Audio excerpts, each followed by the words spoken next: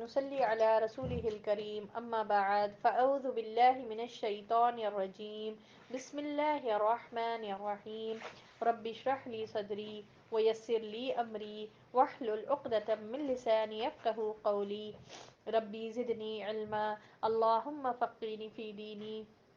اللهم إني أسألك علما نافعا ورزقا طيبا وعملا متقبلا اللهم صل على محمد وعلى آل محمد كما صليت على إبراهيم وعلى آل إبراهيم إنك حميد مجيد اللهم بارك على محمد وعلى آل محمد كما باركت على إبراهيم وعلى آل إبراهيم إنك حميد مجيد. چلیے تو یہ غزوہ فتح مکہ 10 رمضان 8 ہجری کو ہوا. آپ صلی اللہ علیہ وسلم جو ہے نا یہ 10 رمضان 8 ہجری کو لے کر نکلے. اور سبب کیا بنا، ریزن کیا بنا؟ بنو بکر اور بنو خزاعہ، یہ دو قبیلے مکے کے تھے. یہ لوگ صلح حدیبیہ کے ٹائم پر بنو بکر جو ہے قریش کے حلیف بن گئے تھے اور بنو خزاعہ نبی صلی اللہ علیہ وسلم کے حلیف بن گئے تھے. اب ہوا یہ کہ بنو بکر نے بنو خزاعہ پر حملہ کیا، اٹیک کیا اور ان کے کئی لوگوں کو مار دیے بھی. اور پھر لوگ جو باقی بعض لوگوں کو جو ہے نا مکے تک ڈریگ کر لے کر آئے، کھینچ کر لے کر آئے اور وہاں پر بھی ان کو مارا گیا، ان کو تکلیفیں دی گئی. تو قریش کے لوگ بجائے یہ کہ یہ لوگ ان کو روکے، مگر ان لوگوں نے ہیلپ کیا اپنے حلیف کو کہ روکے نہیں، کیونکہ یہ نبی صلی اللہ علیہ وسلم کے حلیف ہے یہ کہہ کر نہیں روکے، بلکہ ان کو ہتھیار سے مدد کی اور ان لوگوں نے مارنے میں تائید بھی کی، یعنی مدد بھی کی. تو نبی صلی اللہ علیہ وسلم کو جب اس بات کا علم ہوا، بنو خزاعہ کے کچھ لوگ جا کر بتائے کہ ایسا ایسا کرے، مکہ میں ایسا ہوا معاملہ، تو آپ صلی اللہ علیہ وسلم نے کہا کہ میں آپ کی ضرور مدد کروں گا. تو پھر ابو سفیان کو ڈاؤٹ آیا. ابو سفیان کے تمام قریش کے جتنے لوگ تھے، لوگوں کے بڑے بڑے جو جتنے بھی اب لیڈرز تھے، ان لوگوں نے کہا کہ نہیں، اب ہو سکتا کہ مسلمانوں کا ہم بدعہدی کر دیے، ہو سکتا ہے کہ محمد صلی اللہ علیہ وسلم اس کی وجہ سے ہمارے ساتھ جنگ کریں گے. تو ابو سفیان کو جلدی بھیجے جا کے یہ جو ہے نا عہد دوبارہ پختہ کر دے اور مدت بڑھا دے اگر وہ مسلمان کہہ رہے ہیں تو. تو اسی سلسلے میں ابو سفیان آئے تھے مدینہ. ابو سفیان کہاں پر رکے تھے؟ اپنی بیٹی ام حبیبہ کے پاس، جو ام المومنین تھے. ٹھیک ہے، نبی صلی اللہ علیہ وسلم کی ازواج مطہرات میں سے ایک بیوی تھے. تو بہرحال یہ ابو سفیان کی بیٹی تھے، ان کے گھر پر پہلے گئے. انہوں نے کیا کیا، بستر فولڈ کر دیا اور بیٹھنے نہیں دیا اپنے والد کو، اور کہا کہ یہ محمد صلی اللہ علیہ وسلم کا بستر ہے جو دنیا کے سب سے بہترین شخص ہے اور آپ نجس ہے. سبحان اللہ. اس میں نا آپ دیکھیے، ابو سفیان کی بیٹی ہیں، لیڈر کی بیٹی ہیں، حالانکہ پورے مکے کے لیڈر ہے، پورا قریش میں ان کا ایک رعب ہے، ایک پوزیشن ہے، مگر حق بولنے میں کبھی پیچھے نہیں ہٹنا چاہیے. بیٹی باپ کا ریلیشن ہے. تو انہوں نے کیا کیا کہ بالکل جھٹ سے جو ہے نا بستر کو وہ کر دیا اور پھر بیٹھنے نہیں دیا ان کو. پھر ابو سفیان کو فیل ہوا. ابو سفیان نے کہا کہ کیا وجہ ہے بھائی، آپ بیٹی کو کہنے لگے کیوں بیٹی تم میرے کو اس قابل نہیں سمجھتے، یا پھر یہ بستر میرے قابل نہیں ہے، کیا ہے ریزن؟ تو بولے کہ نہیں، آپ نجس ہے، یعنی آپ مشرک ہے. پھر اس کے بعد آپ صلی اللہ علیہ وسلم کے پاس جاتے ابو سفیان. آپ صلی اللہ علیہ وسلم کے سامنے بولتے رہتے کہ دیکھو ہم عہد ہماری طرف سے ابھی بھی باقی ہے، وہ ہو گیا تھوڑا بہت، ہم چاہے تو مدت بڑھا دیں گے. اب نبی صلی اللہ علیہ وسلم کوئی جواب نہیں دیتے، بالکل خاموش رہتے. ابو بکر، عمر، علی کے پاس جاتے وہ 1 بائی 1، مگر تینوں بھی معذرت چاہتے اور عمر رضی اللہ تعالیٰ عنہ ان سب میں سخت بات کرتے اور بولتے کہ ان میں علی رضی اللہ تعالیٰ عنہ مشورہ دیتے کہ آپ ہی امان ڈکلیئر کر لے کر چلے جاؤ، یہاں پر کوئی آپ کی مدد نہیں کر سکتے، کیونکہ محمد صلی اللہ علیہ وسلم خاموش ہے تو کس کی کیا ضرورت ہوگی کہ محمد صلی اللہ علیہ وسلم کے سامنے اپنا بات کرے. تو بہرحال وہ ویسے ہی ڈکلیئر کر کے اپنی امان کے ہماری طرف سے امان ہے، ہم کبھی جنگ نہیں کریں گے، اس طرح سے بات کر کے ابو سفیان واپس چلے گئے مکہ. اور پھر محمد صلی اللہ علیہ وسلم اس غزوے کی پریپریشن تیاری کرے. اور غزوے کی تیاری آپ صلی اللہ علیہ وسلم نے کانفیڈینشیل کیا، سیکرٹ رکھا، لوگوں کو کہا کہ جانا ہے، اور ٹھیک ہے کس جگہ جانا ہے یہ نہیں بتایا گیا، صرف خاص صحابہ رضی اللہ تعالیٰ عنہ کو پتا تھا کہ کہاں پر جانا ہے. یعنی مکہ کی طرف جا رہے ہیں بول کر. تو اسی سلسلے میں آپ صلی اللہ علیہ وسلم نے اللہ سے دعا بھی کی کہ اللہ تعالیٰ جاسوسوں سے اور مخبر رکھنے والوں سے اس کی حفاظت فرمائے، اور اس کو یعنی اس غزوے کو کانفیڈینشیل رکھے. ٹھیک ہے، اس نیوز کو کانفیڈینشیل رکھے. اور پھر اسی سلسلے میں آپ صلی اللہ علیہ وسلم نے ایک صحابی رضی اللہ تعالیٰ عنہ کو بھیجایا بھی تھا دوسرے علاقے کی طرف، تاکہ لوگ یہ سمجھیں کہ وہیں پر سب لوگ جا رہے ہیں.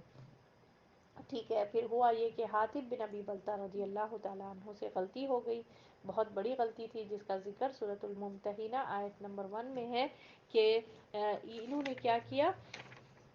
اپنی بیوی بچوں کی خاطر انہوں نے یہ نیوز لیک کر دی. یہ جو کانفیڈینشیل آپ صلی اللہ علیہ وسلم اتنا خفیہ طور پر جو تیاری کر رہے تھے، اس کو لیک کر دیا، اور ایک لیٹر میں لکھ کر ایک عورت کے ہاتھ قریش کی طرف بھیج رہے تھے، تاکہ قریش پر احسان کرے، اور قریش جو ہے نا ان کے بیوی بچوں کو کوئی نقصان نہ پہنچا سکے. تو اس لیے انہوں نے یہ کام کیا تھا. نبی صلی اللہ علیہ وسلم کو آسمان سے خبریں مل گئی، یعنی اللہ تعالیٰ نے وحی کے ذریعے جبریل علیہ السلام کے تھرو پہنچا دیا. تو پھر آپ صلی اللہ علیہ وسلم نے لوکیشن بتایا کہ کہاں پر ہے، پھر 4 صحابہ رضی اللہ تعالیٰ عنہ کو بھیجائے وہاں پر. وہ لوگ پہنچے،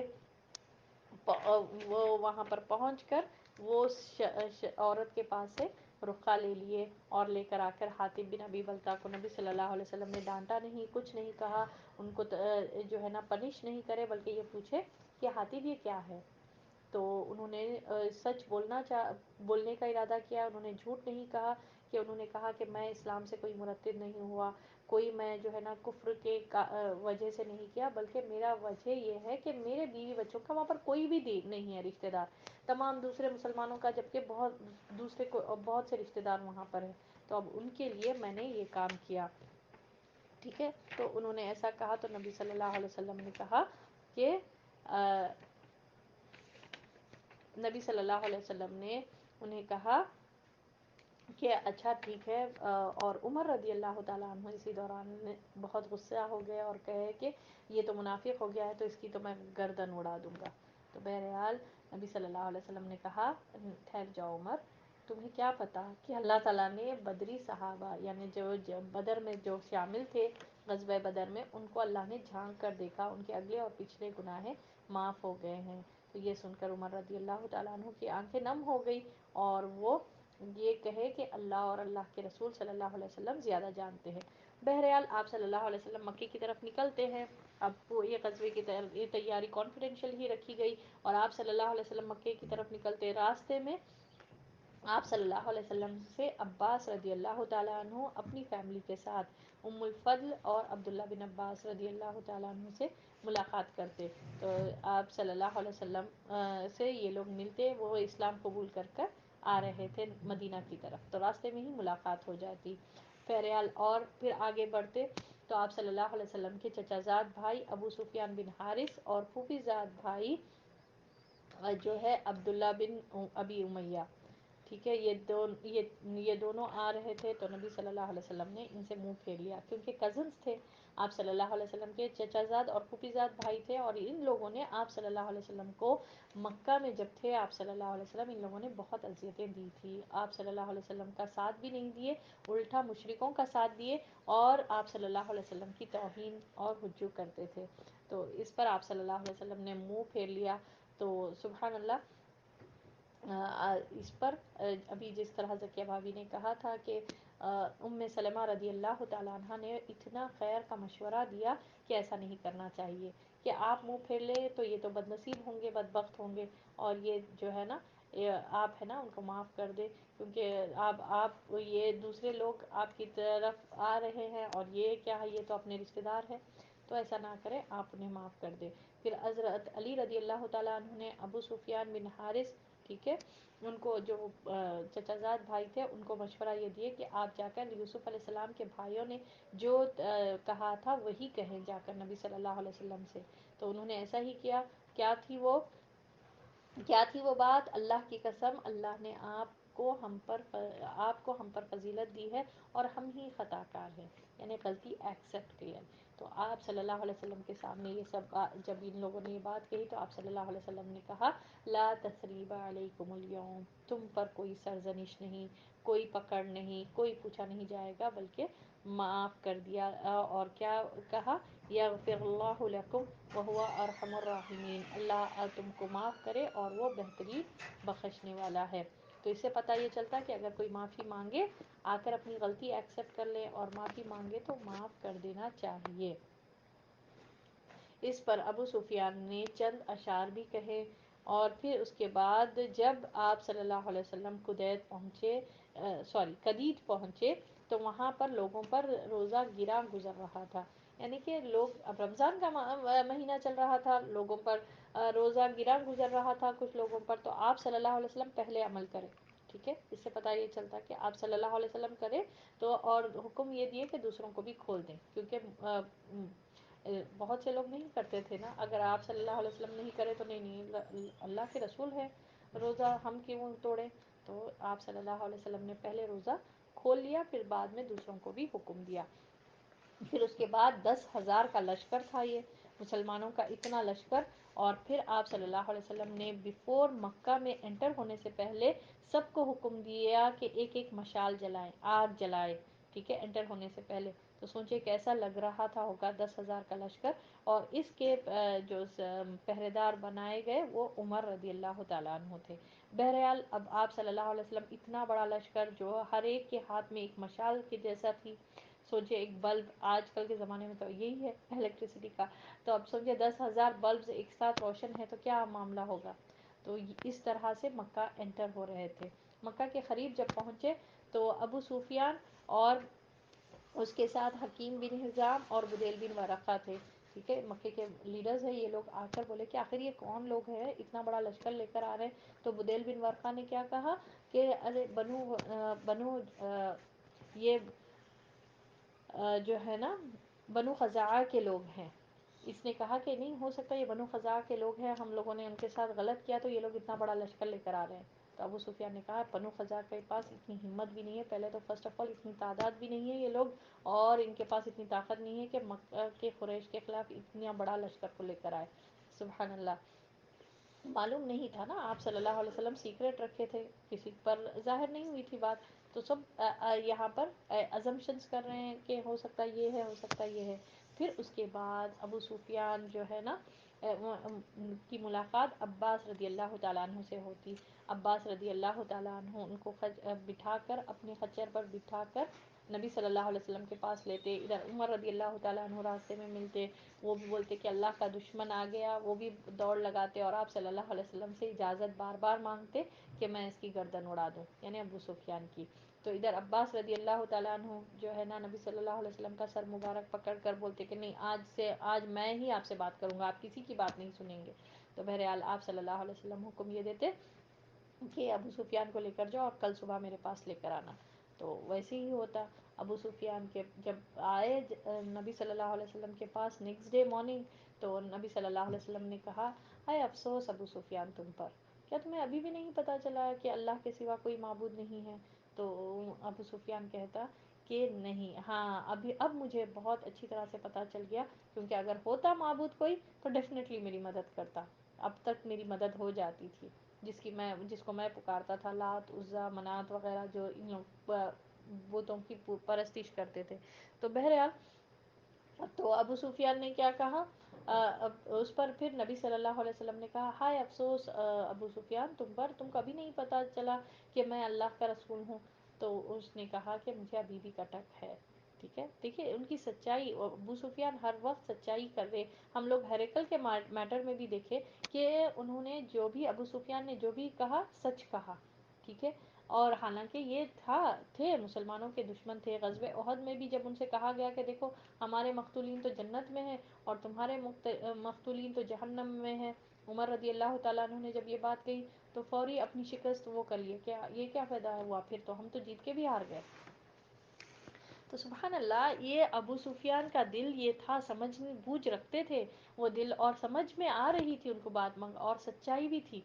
دیکھیے سچائی ایک ایسی چیز ہے جسے نا اللہ تعالیٰ دلوں کو کھول دیتا ہے، انسان کا سچ ہونا بہت ضروری ہے۔ تو اب یہاں پر دیکھیے ابو سفیان نے کیا کہا، لا الہ الا اللہ کو تو مانے مگر محمد الرسول اللہ پر تھوڑا ڈاؤٹ ہے، ابھی بھی اللہ کے رسول نہیں مان تو میں آپ کو یہ دکھائے۔ تو اس پر عباس رضی اللہ تعالیٰ عنہ نے ان کو تھوڑا ڈانٹ کر کہا کہ لالو اسلام، تو بہرحال وہ اسلام تو قبول کر لیے مگر ڈاؤٹ کے ساتھ۔ پھر نبی صلی اللہ علیہ وسلم نے ان کو اعزاز بھی دیا کہ جو ابو سفیان کے گھر میں داخل ہوگا وہ امان پائے گا۔ بہرحال آپ صلی اللہ علیہ وسلم کا مکے میں داخلہ ہوتا، آپ صلی اللہ علیہ وسلم اتنا بڑا لشکر لے کر جو ہے نا مکے میں انٹر ہوتے، اور آپ صلی اللہ علیہ وسلم عباس رضی اللہ تعالیٰ عنہ کو حکم دیتے کہ ایسی ایک تنگ جگہ پر ان کو لے کر ٹھہرے، سبحان اللہ، ابو سفیان کو لے کر ٹھہرے عباس رضی اللہ تعالیٰ عنہ، تاکہ وہ پورے لشکر کو، یہ جو اللہ کی فوجیں تھے، اللہ کا لشکر تھا، اس کو دیکھے۔ تو بہرحال وہ دیکھ رہے تھے اتنا بڑا لشکر، اور پوچھتے تھے کہ عباس رضی اللہ تعالیٰ عنہ سے کہ یہ کون ہے، یہ کون ہے؟ تو عباس رضی اللہ تعالیٰ عنہ بتاتے تھے کہ اے ابو سفیان یہ ہے، یہ بنو سلیم ہے، یا بنو یہ جو بھی ہے فلاں ہے، اس طرح سے وہ بات کرتے تھے، تو وہ اتنا انٹرسٹ نہیں لیتے تھے۔ پھر جیسے ہی آپ صلی اللہ علیہ وسلم انصار اور مہاجرین کے بیچ میں نکلے، رائٹ سائڈ مہاجرین تھے، لیفٹ سائڈ انصار تھے، اور سبحان اللہ آپ صلی اللہ علیہ وسلم نکلے اتنے بڑے لشکر کے ساتھ، تو بولے کہ عباس رضی اللہ تعالیٰ عنہ کو کہ واہ بھائی واہ، آپ کے بھتیجے کی بادشاہت تو بڑی رنگ لے کر آئی، بہت بڑے بادشاہ بن گئے تمہارے بھتیجے عباس، مبارک ہو۔ تو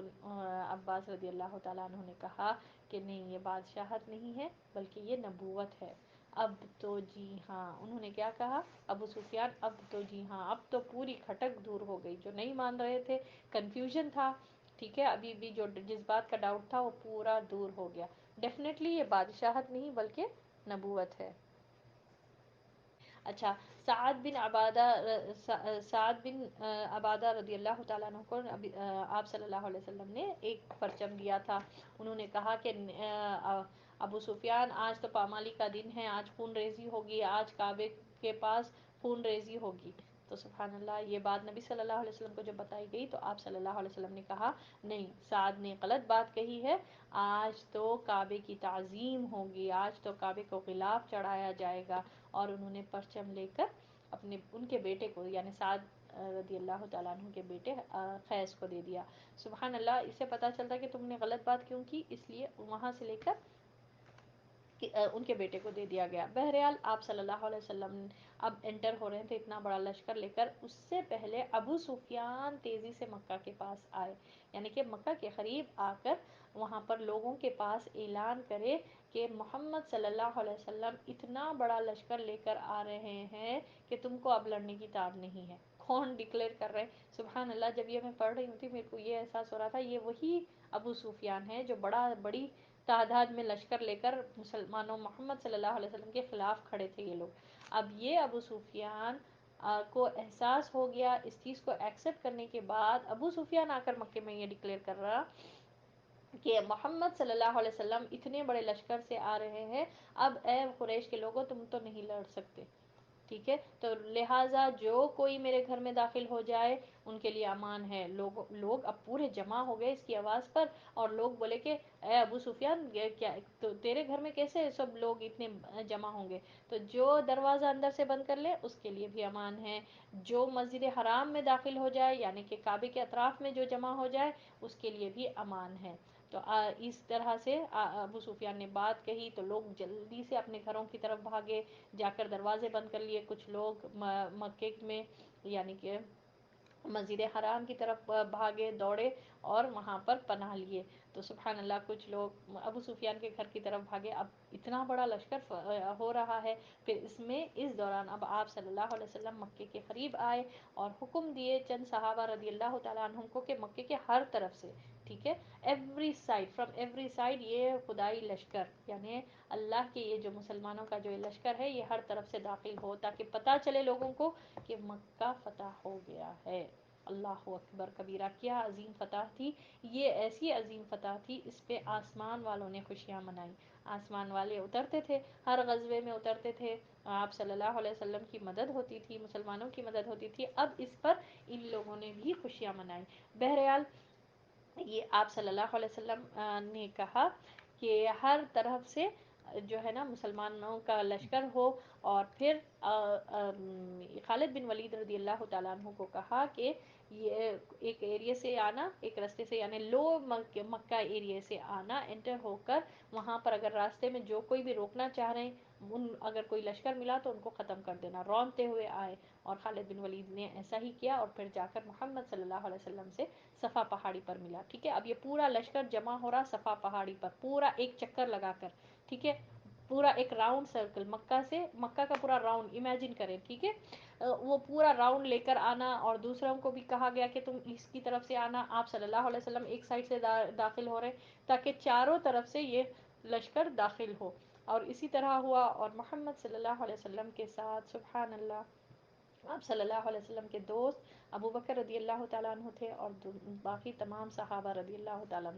تعالیٰ عنہم تھے۔ بہرحال محمد صلی اللہ علیہ وسلم اور ابو بکر رضی اللہ تعالیٰ عنہ کچھ باتیں کرتے ہوئے انٹر ہوئے۔ پھر آپ صلی اللہ علیہ وسلم جب مسجد حرام میں انٹر ہوئے تو آپ صلی اللہ علیہ وسلم سورۃ الفتح کی تلاوت کر رہے تھے، اور پھر آپ صلی اللہ علیہ وسلم کا ایسا طریقہ تھا، ایسا پوزیشن، کوئی سینہ تان کر نہیں، کوئی سر کو اٹھا کر نہیں کہ اب یہاں سے میرے کو نکالا گیا تھا، اب یہی میرے قبضے میں آ گیا، ایسا کوئی معاملہ نہیں تھا، بلکہ گردن اتنی جھکی ہوئی تھی آپ صلی اللہ علیہ وسلم کی، جس سے عاجزی کی انتہا ظاہر ہو رہی تھی، اور آپ صلی اللہ علیہ وسلم سورۃ الفتح کی تلاوت کرتے ہوئے انٹر ہوئے۔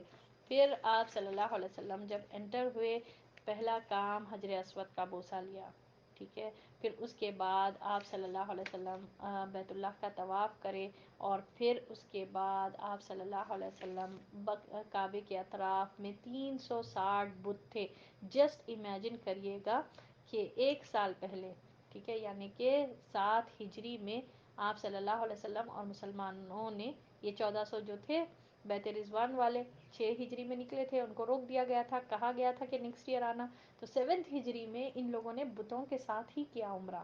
ٹھیک ہے، کیونکہ وہ رائٹ ٹائم نہیں تھا توڑنے کا، پورا مکہ ان کے قبضے میں تھا، ان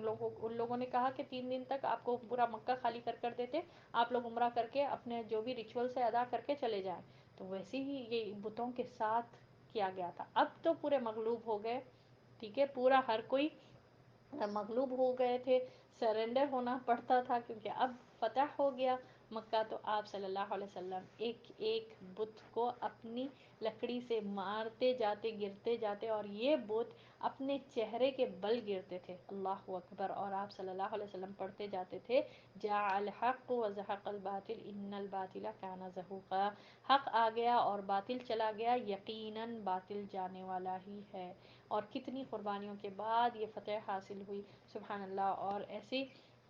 آپ صلی اللہ علیہ وسلم ایک ایک بت کو ضرب لگاتے، مارتے جاتے تھے، اور وہ اپنے چہرے کے بل گرتے جاتے تھے، اس طرح سے پورے بت ٹوٹ گئے۔ پھر اس کے بعد کعبے کے اندر، کعبے کو پاک کیا گیا، اندر آپ صلی اللہ علیہ وسلم کے ساتھ اسامہ بن زید اور حضرت بلال رضی اللہ تعالیٰ عنہم انٹر ہوئے، آپ صلی اللہ علیہ وسلم نے دروازہ بند کیا، اور پھر اس کے بعد آپ صلی اللہ علیہ وسلم، ٹھیک ہے، رائٹ سائڈ ایک ستون، لیفٹ سائڈ 2 ستون، ٹھیک ہے، اور پھر پیچھے کی طرف 3 ستون چھوڑ کر، یعنی ایسا 3 ہاتھ کے ڈسٹینس پر جا کر اس سائڈ پر نماز پڑھے آپ صلی اللہ علیہ وسلم، اور پھر پورا کعبے میں جتنے بھی تھے تصویریں لگا کر رکھے تھے ان لوگوں نے، تصویریں اور کچھ بتیں بھی تھے، وہ ان بتوں کو بھی پھینک کر توڑ دیا گیا، اور تصویریں پورے مٹا دی گئی، اور آپ صلی اللہ علیہ وسلم تکبیر اور توحید کے کلمات، یعنی تحلیل لا الہ الا اللہ، اللہ اکبر، پورا اطراف میں گھوم کر پڑھے۔ پھر اس کے بعد آپ صلی اللہ علیہ وسلم دروازہ کھولے، اور دروازے کے دونوں بازوؤں کو پکڑے، اور پکڑ کر بولے، ایک بلیغ خطبہ دیے پہلے تو، اور بتائے کہ یہ سب جاہلیت کے تمام امور آج سے ختم، جتنے بھی تھے جو یہ کام ہوتے تھے، اور اب اللہ کے گھر میں کوئی شرک کا وہ معاملہ نہیں ہوگا۔ پھر اس کے بعد آپ صلی اللہ علیہ وسلم نے اسلام کے چند معاملات بھی جو ہے وہ بھی بتائے۔ پھر اس کے بعد یہ آپ صلی اللہ علیہ وسلم نے کہا کہ اے معاشر قریش، اے قریش کے لوگوں، تمہارا کیا گمان ہے، تم کیا سمجھتے ہو کہ میں تمہارے ساتھ کیا معاملہ کروں گا؟ اور اس وقت پورا مسجد حرام کچا کچ بھرا ہوا تھا، لوگ دیکھ رہے تھے محمد صلی اللہ علیہ وسلم کو. اور آپ صلی اللہ علیہ وسلم نے جب یہ سوال کیا تو لوگوں نے کہا کہ آپ کریم ابن کریم ہیں. اللہ اکبر، یعنی آپ ہمیں معاف کر دیں. تو آپ صلی اللہ علیہ وسلم نے عام معافی دے دی. اللہ اکبر کبیرہ. آپ صلی اللہ علیہ وسلم نے کہا لا تثریب علیکم اليوم اذهبوا انتم الطلقاء، جاؤ تم سب لوگ آزاد ہو. کسی کو کوئی سرزنش نہیں، کوئی پکڑ نہیں، کوئی پوچھا نہیں جائے گا، کسی کو کوئی سزا نہیں دیا گیا سوائے چند لوگوں کے. بہرحال آپ صلی اللہ علیہ وسلم نے یہ معاملہ ہوا. پھر اسی دوران یہ جب کعبے میں انٹر ہوتے وقت عثمان بن طلحہ کا ایک انٹرسٹنگ واقعہ ہم لوگوں نے دیکھا کہ عثمان بن طلحہ جو کعبے کے کلید بردار تھے، ان کے پاس چابیاں تھے، وہ بولے کہ نہیں میرے کو نہیں دینا ہے چابی. تو محمد صلی اللہ علیہ وسلم کو میں رسول ہی نہیں مانتا. تو علی رضی اللہ تعالیٰ عنہ سنیچ کر کے جاتے، ان کے پاس سے چھین لیتے اور جا کر محمد صلی اللہ علیہ وسلم کو دیتے. پھر محمد صلی اللہ علیہ وسلم وہاں پر نماز پڑھتے. پھر کعبے میں سورۃ النساء آیت نمبر 58 آتی اور اللہ تعالیٰ جس میں حکم دے رہا محمد صلی اللہ علیہ وسلم کو کہ اللہ آپ کو حکم دیتا ہے کہ امانتیں ان کے اہل کو واپس کر دے، یعنی جو جس کا ڈیزرونگ ہے ان کو عطا کر دے. اس پر حضرت عباس رضی اللہ تعالیٰ عنہ آ کر نبی صلی اللہ علیہ وسلم کو بولتے کہ اے اللہ کے رسول صلی اللہ علیہ وسلم، آپ کو تو پتہ ہے کہ بنو ہاشم میں حاجیوں کا کتنی خدمت کا وہ ایک شرف حاصل ہے، تو کیوں نہ آپ مجھے چابی دے دیں کہ میں اس کی حفاظت کروں گا، میرے اس میں رہے گی، یہ میرے انڈر میں. تو مانگ رہے ہیں، چچا ہیں، سبحان اللہ. اور ادھر اللہ تعالیٰ نے یہ حکم نازل فرمایا تو آپ صلی اللہ علیہ وسلم جو ہے نا علی رضی اللہ تعالیٰ عنہ کو جا کر معافی مانگتے پہلے تو، اور بولتے کہ اے عثمان میں تم سے معافی مانگتا ہوں جس انداز سے میں نے تمہارے ساتھ یہ معاملہ کیا اور جو چابی میں نے تم سے کھینچ کر لے کر گئی. تو عثمان پریشان ہوتے. عثمان بن طلحہ ابھی تو کچھ دیر پہلے ایسا ڈرا کر سنیچ کر کے لے کر جا رہے تھے، ابھی آ کر معافی مانگ رہے ہیں. تو علی رضی اللہ تعالیٰ عنہ بولتے کہ واللہ عثمان تمہاری خاطر اللہ نے آیت نازل فرمائی ہے. اللہ اکبر. وہ سن کر وہ بولتے کہ انی اشہد اللہ الہ الا اللہ، اور چابی نبی صلی اللہ علیہ وسلم پھر ان کو ہینڈ اوور کرتے اور آپ صلی اللہ علیہ وسلم بولتے کہ عثمان لے لو، یہ قیامت تک تمہارے نسل میں سے ہی ہوگا اور تمہارے پاس سے کوئی ظالم جو ہوگا وہی چھینے گا. اللہ اکبر. یہ اللہ کی قدر ہے جو آج تک بھی، ٹھیک ہے، ٹل دس ڈیٹ بھی آج بھی ہم دیکھتے یہ پوری سعودی گورنمنٹ کے پروٹیکشن میں یہ نسل ان کی عثمان بن طلحہ کی نسل میں سے ہی باقی ہے. اور وہ آتے ہیں اتنی پروٹیکشن کے ساتھ کہ سبحان اللہ، اللہ نے اس چیز کو قائم رکھا. کتنی بڑی سچائی ہے یہ، کتنی بڑی وہ ہے کہ 1400 سال کے بعد بھی انہی کی نسل میں سے چابیاں جو ہے نا ان کے پاس ہے اور وہی آتے ہیں. حالانکہ سعودی گورنمنٹ کنگز ہے، ان لوگ کو بھی اگر جانا ہو تو ان سے پرمیشن لینا پڑے گا.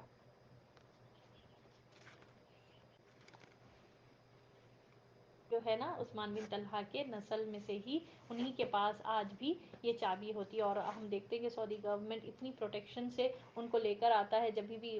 جو ہے نا کعبے کو کھولنا ہوتا ہوگا، کسی کو بھی اندر جانا ہے تو پھر وہ آ کر کھولتے ہیں اور پھر لاک کر کر چلے جاتے ہیں. سبحان اللہ.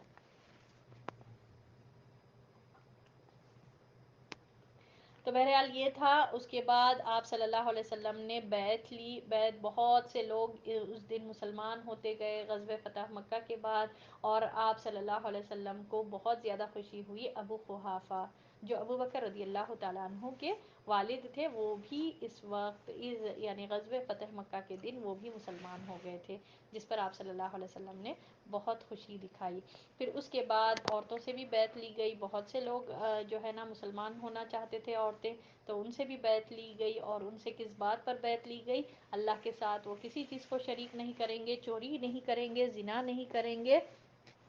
اور کسی بھی معروف بات میں محمد صلی اللہ علیہ وسلم کی نافرمانی نہیں کریں گے، اور پھر اپنے ہاتھ اور پیر سے گھڑ کر کوئی بہتان نہیں لائیں گے، جو سورۃ الممتحنہ کی آیت نمبر 12 ہے. ہم لوگوں نے دیکھا یہ صلح حدیبیہ کے ٹائم پر بھی جب مسلمان عورتیں آ رہے تھے تو یہی چیزوں پر بیعت لی گئی ہے. ٹھیک ہے، تو اس سے پتہ یہ چلتا کہ یہ بیسک ٹیچنگز میں سے ہے اسلام کے، عورتوں کے لیے جو ہونا چاہیے کہ وہ شرک نہیں کرنا، چوری نہیں کرنا، زنا نہیں کرنا، اپنی اولاد کو قتل نہیں کرنا، اور اپنے ہاتھ اور پیر سے گھڑ کر کوئی بہتان نہیں لے کر آنا. ٹھیک ہے، کسی کے بارے میں کچھ غلط باتیں نہیں لے کر آنا، اور نبی صلی اللہ علیہ وسلم نے جس بات کا حکم دیا ہے اس میں نافرمانی نہیں کرنا۔ پھر یہ بیعت پوری ہونے کے بعد یہ بیعت ہوئی، اس میں ابو سفیان کے وائف ہند بن عتبہ، ٹھیک ہے، ابو سفیان تو مسلمان ہو گئے، ہند بن عتبہ بھی آئے تھے، اور وہ نقاب لگا کر تھے، یعنی چہرہ کو چھپائے ہوئے تھے۔ بیعت مکمل ہونے کے بعد انہوں نے اپنی آئیڈینٹی بتائی، اور انہوں نے اپنی وہ بھی بات کہی، اور وجہ کیا تھی کہ جس وجہ سے وہ اپنے آپ کو چھپا کر رکھے تھے، کہ انہوں نے حمزہ رضی اللہ تعالیٰ عنہ کی لاش کے ساتھ جو معاملہ کیا تھا نا، بالکل ناقابل قبول ہے، کہ انہوں نے ان کا کلیجہ پیٹ کاٹ کر اور کلیجہ نکال کر کچا چبانے کی کوشش کی تھی، سبحان اللہ۔ تو اس وجہ سے وہ شرمندہ تھی کہ محمد صلی اللہ علیہ وسلم کو کس طرح سے فیس کرنا۔ پھر محمد صلی اللہ علیہ وسلم کو کے سامنے بتایا، اور اپنے یہ بات بھی بتایا کہ واللہ کہ یہ آپ کا خیمہ مجھے پہلے جو ہے نا، یعنی کہ اسلام قبول کرنے سے پہلے یہ خیمہ سب سے زیادہ نفرت والا تھا، میں چاہتی تھی کہ یہ ذلیل ہو، مگر اس کے بعد یہ خیمہ یہ سب سے زیادہ مجھے پسندیدہ عزیز ہے اس روئے زمین پر، اور جس کی میں عزت کرتی ہوں۔ تو نبی صلی اللہ علیہ وسلم نے کہا کہ قسم ہے اس ذات کی جس کے ہاتھ میں محمد صلی اللہ علیہ وسلم کی جان ہے، معاملہ ایسا ہی ہے۔ پھر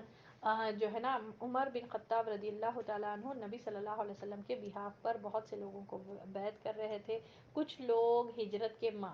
تعلق سے بھی بیعت کرے نبی صلی اللہ علیہ وسلم کے پاس کرنے آئے، تو نبی صلی اللہ علیہ وسلم نے فرمایا فتح مکہ کے بعد کوئی ہجرت نہیں ہے، اہل ہجرت ہجرت کا اجر لے کر گئے، ٹھیک ہے، یعنی کہ فتح مکہ سے پہلے جتنے بھی لوگ ہجرت کر کر مدینہ کی طرف آئے ان کو مل گیا اس کا اجر، جو بھی ریوارڈ تھا وہ ان کو مل گیا۔ اب فتح مکہ کے بعد کیا ہجرت ہے مکہ سے، ٹھیک ہے، کوئی ہجرت کر کے مکہ آنا چاہیں گے تو اب کی ہجرت پتہ تو ہو گیا مکہ،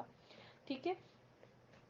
یہ آپ صلی اللہ علیہ وسلم نے کہا، ہاں اگر کسی کو کہا جائے کہ کوئی غزوے میں چلنا ہے تو ان کو اس کی نیت اور ان کے اس پر جہاد پر ان کو اجر ملے گا۔ پھر اس کے بعد بعض لوگوں کو، ٹھیک ہے، بعض اکابر مجرموں کو نبی صلی اللہ علیہ وسلم نے حکم دیا کہ اگر وہ کعبے کے غلاف کے پاس بھی لپٹے ہوئے بھی ملا جائے تبھی بھی ان کو مارا جائے، ٹھیک ہے، اور وہ کتنے تھے، 4 سے 5 افراد، 5 یا 6 افراد کہا جاتا ہے وہ۔ اور پھر بعض لوگوں کو پر اللہ کی عنایت ہوئی، اللہ تعالیٰ نے انہیں معاف کیا، جو کہا جاتا ہے کہ 7 افراد ہیں، جن میں وحشی بن حرب بھی آتے اور جن میں ہند بن عتبہ بھی آتے۔ بعض لوگوں کو مارنے کا حکم نہیں دیا گیا تھا، مگر پھر بھی وہ جا کر چھپ گئے، جس میں صفوان بن امیہ تھے، ٹھیک ہے، اور جو ہے نا زہیر بن ابی امیہ بھی تھا، اور سہیل بن عمر، جو صلح حدیبیہ میں سہیل بن عمر کے بارے میں ہم لوگوں نے پڑھا، وہ جا کر چھپ گئے تھے، مگر یہ لوگ بعد میں مسلمان ہو گئے، الحمدللہ۔ پھر آپ صلی اللہ علیہ وسلم نے فتح کی نماز پڑھی، چاشت کی نماز 8 رکعت آپ صلی اللہ علیہ وسلم نے چاشت کے وقت نماز ادا کی، 2 رکعت سے آپ صلی اللہ علیہ وسلم نے نماز پڑھی۔ پھر اس کے بعد جب ظہر کا وقت ہوا تو نبی صلی اللہ علیہ وسلم نے بلال رضی اللہ تعالیٰ عنہ کو حکم دیا کہ جاؤ بلال، کعبے کے چھت پر جا کر اذان دو، سبحان اللہ، کیا منظر تھا ہوگا وہ۔ تو مکے میں جو پہلی اذان دی گئی وہ ظہر کے وقت حضرت بلال رضی اللہ تعالیٰ عنہ نے دی، تو جب ہوئی، حضرت بلال رضی اللہ تعالیٰ عنہ پکار رہے تھے اذان کے کلمات، مشرکین کو یہی چیز بہت ناگوار تھی، ناپسندیدہ تھی، اور یہی بات مسلمانوں کے لیے بہت خوشی کا باعث تھی، والحمدللہ رب العالمین۔ پھر آپ صلی اللہ علیہ وسلم مکے میں کتنے روز قیام کرے، 19 ڈیز، 19 دن تک آپ صلی اللہ علیہ وسلم یہاں پر رکے، اور آپ صلی اللہ علیہ وسلم لوگوں کو بتاتے تھے کہ اسلام یہ ہے، اور پورے جاہلیت کے جتنے بھی کام ہیں اس کو چھوڑنے کی بات بتا رہے تھے کہ نہیں کرنا چاہیے یہ سب، اور لوگوں کو یہ بھی حکم دیا گیا کہ اب اطراف کے جو ہے نا، مکے میں تو بتیں توڑ دی گئی تھی، یعنی کعبے کے اطراف میں جو تھے، کعبے کے اندر جو تھا وہ سب بتوں کو توڑ دیا گیا تھا، اور حکم یہ دیا گیا آپ صلی اللہ علیہ وسلم کی طرف سے، ایک صحابی نے اعلان یہ کیا کہ جس کے بھی گھروں میں بھی بتیں ہیں وہ لوگ بھی اپنے بتوں کو توڑ دیں، کیونکہ گھروں کے تو نہیں توڑا گیا تھا، تو اب گھروں کے بھی بتوں کو اور تصویروں کو سب کو توڑنے کا حکم دیا گیا تھا۔ پھر اس کے بعد لات، عزا، سوا اور منات، یہ تمام بتوں کو بھی توڑا گیا. نبی صلی اللہ علیہ وسلم نے ڈفرینٹ صحابہ رضی اللہ تعالیٰ عنہم کو ڈفرینٹ پلیسز پر بھیجائے. مکے کے اطراف میں بڑے بڑے بت خانے تھے رکھے ہوئے آستھانوں کی طرح, ٹھیک ہے, تو وہاں پر یہ بڑے بڑے بت ان کے بنے ہوئے تھے, عزا, سوا اور منات کے. تو ان سب کو یہ لوگ گئے وہ پلیسز پر جا کر جس کو نبی صلی اللہ علیہ وسلم نے کہا گیا وہاں پر ان لوگوں نے توڑ دیا, اور اس طرح یہ شرک مکے سے جو ہے نا ختم ہوا. سبحان اللہ,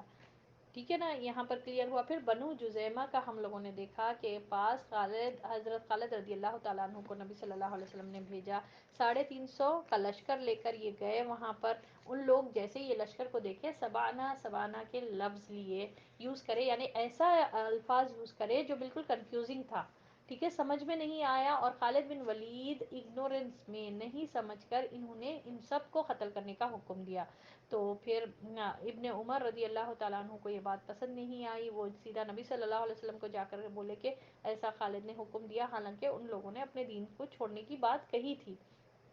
اسلام قبول کرتے نہیں بولے, مگر ایسی بات کرے جو بالکل کنفیوزنگ والی تھی, مس انڈرسٹینڈنگ ہو گئی تھی. تو اس پر نبی صلی اللہ علیہ وسلم نے ہاتھ اٹھا کر 2 بار بولے کہ خالد نے یہ جو کیا اس سے میں بری الذمہ ہوں, یعنی I am free from what Khalid had did, یعنی خالد رضی اللہ تعالیٰ عنہ جو اپنی طرف سے فیصلہ کر کے سب کو قتل کرنے کا حکم دیا, تو یہ میں نے نہیں دیا ہے اللہ بول کر 2 بار کہے. پھر اس کے بعد اسی دوران عبد الرحمن بن عوف اور خالد بن ولید میں تھوڑی سخت کلامی ہوئی.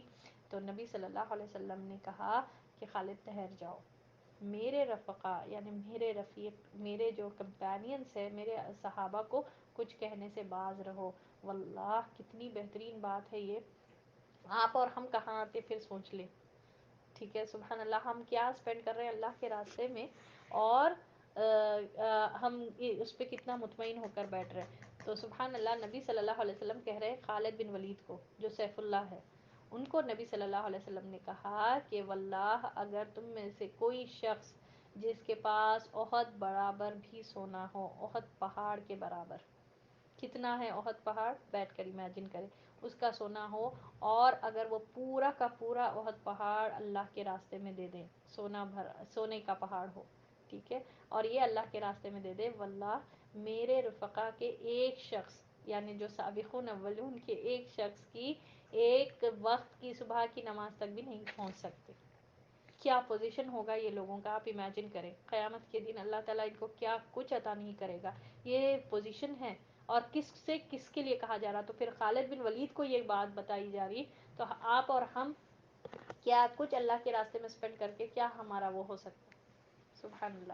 ان کا یہ درجہ تھے, یہ لوگوں نے قربانیاں کی, یہ لوگوں نے صبر کیا اتنی اذیتوں پر. بلال رضی اللہ تعالیٰ عنہ کو یہ شرف ایسے ہی نہیں ملا. سوچیں آپ, وہ گلی میں ان کو پورا ایک جانور کی طرح ان کے گلے میں جو ہے نا رسی ڈال کر بچوں کو دیا گیا جاتا تھا, اور ان کو پر جبر کیا جاتا تھا, فورس کیا جاتا تھا کہ کہو اللہ کے سوا کوئی معبود نہیں ہے. تو وہ بولتے تھے کہ اللہ کے سوا کوئی معبود نہیں ہے, احد احد پڑھا جاتا تھا, اور ان کو کہا یہ جاتا تھا کہ نہیں بولو کہ اللہ معبود نہیں ہے.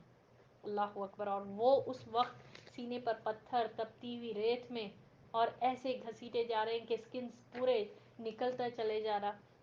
خباب رضی اللہ تعالیٰ عنہ کے ساتھ کیسا معاملہ ہوا کہ ان کی چربی میلٹ ہو کر سبحان اللہ آگ بجھتی تھی اور پوری سکن بلیک ہو جاتی تھی. پھر نیکسٹ ڈے